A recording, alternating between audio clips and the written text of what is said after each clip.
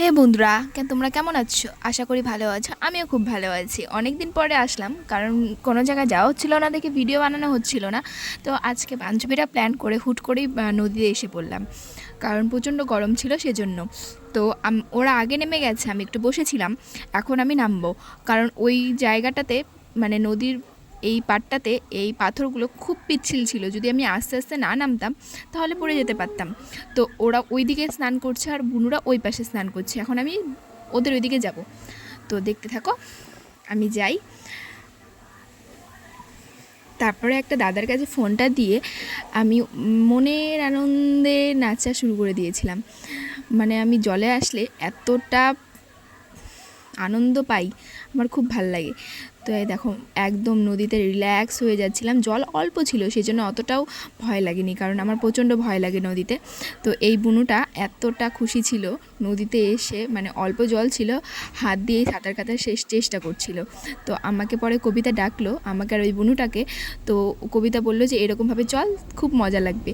তারপরে আমরা এরকমভাবে পাগলের মতো করছিলাম। তারপরে বুনুটা আমাকে ধরছিল।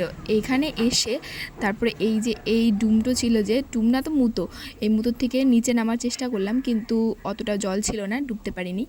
তারপরে এই যে আমরা এখন চলে যাব, কারণ অনেকক্ষণ থেকে নদীতে স্নান করছি। লাস্ট একটা ডুব দিয়ে এখন উঠে পড়বো।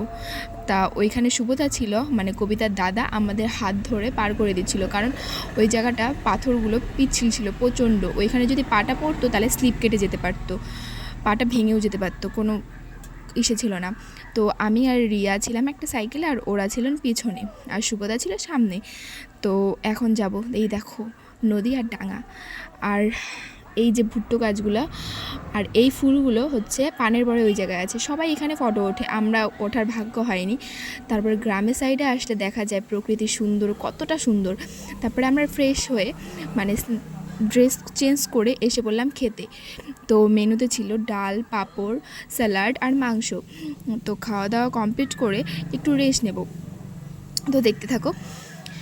এই তো খাওয়া দাওয়া কমপ্লিট হয়ে গেছে, এখন একটু রেস্ট নেব, রেস্ট নিয়ে তারপর বাড়িতে যাব, অনেক দেরি হয়ে গেছে। তো এটা ছিল কবিতার ভাস্তা।